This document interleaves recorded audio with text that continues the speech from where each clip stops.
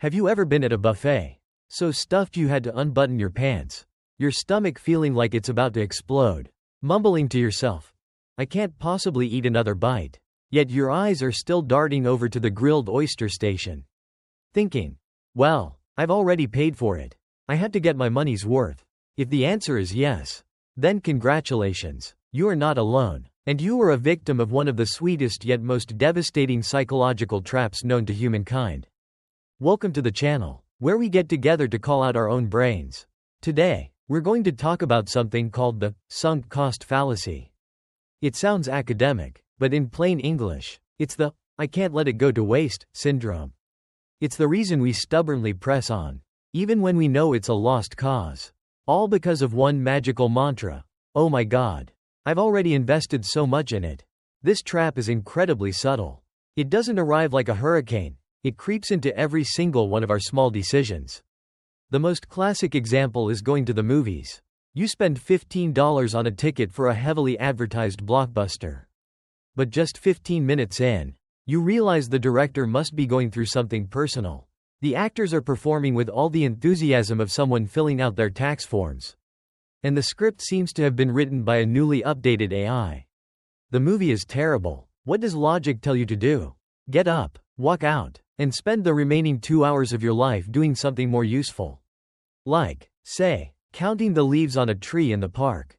But no, your brain starts screaming, hey, where do you think you're going? That was $15. Sit back down and watch it to the end. You have to respect the value of money. And so you stay, enduring 2 more hours of mental torture. Your eyes glued to your phone as you scroll through social media. A bitter taste in your mouth as if you just ate a wild gourd. And what's the result? You didn't just lose money, you lost your time and your good mood as well. A 3-in-1 scam combo. You lost money, wasted time, and got yourself annoyed. You should have just lost the money. Why are we so foolish? Well, it's because our brain hates to lose. Admitting that the movie we chose is bad, that our decision was a mistake, feels like a slap in the face to our ego. Our brain would rather deceive itself by thinking, maybe the ending will be good, than accept the harsh reality. I've wasted money on garbage. Continuing to watch gives us the illusion that we're recouping our initial investment. When in reality, we're just throwing more precious time into a bottomless pit. And this pit isn't just for movies or buffets. It gets much bigger, deeper, and far more dangerous. Have you ever heard someone complain about their relationship? We're not compatible anymore. We fight all the time. It's basically toxic. But we've been together for 7 years. It would be a shame to throw it all away. There it is. That 7 years is the sunk cost. The time, effort, and memories invested in that relationship. Instead of looking to the future and asking, will staying with this person make me happy? We look to the past and let that 7 years hold us back. We're afraid that if we break up, those 7 years will have been for nothing. But the truth is, clinging to a dead relationship is infinitely more wasteful. You're not just wasting the 7 years that have passed, you're also wasting all the beautiful years of your future.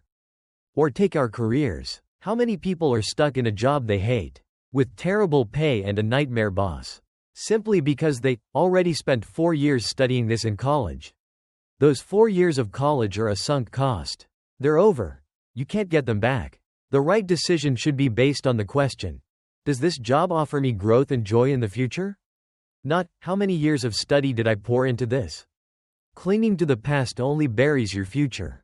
The essence of this trap is the disastrous confusion between what has already been lost and what can still be gained. The things you've lost, the movie ticket, the 7 years of your youth, the 4 years of college, are non-refundable. They have sunk. Your present decision must be aimed at maximizing future benefits, not soothing past losses. There's a great saying, if you find yourself in a hole, the first thing to do is stop digging. It's that simple. But not us. We think, I've already dug this deep. I might as well keep digging to see if there's gold down here. And usually, all you find is more dirt and rocks. So how do we escape this sophisticated trap? First, learn to accept. Accept that you can be wrong. Accept that what's lost is lost. Admitting a bad decision isn't a failure, it's a lesson. Walking out of a bad movie is saving 2 hours of your life. Ending a toxic relationship is opening the door to a happier future. Quitting an unsuitable job is giving yourself the chance to find your true passion. Don't be afraid of being called a quitter. Sometimes, knowing when to quit is the smartest and bravest thing you can do. The next time you find yourself trying to force down another plate of sushi just because you feel bad about the buffet price, just stop for a second. Ask yourself, is this actually bringing me joy right now and for the next 15 minutes? Or is it just bringing me bloating and guilt? Let the past stay in the past. Every decision you make should be answered by a single question. From this moment forward, what is best for me? So, take a look at your own life. Is there a bad movie you're still trying to finish? Is there a relationship you're clinging to just because of the effort you've put in? Or is there a hole that you're still digging, even though you know it leads nowhere?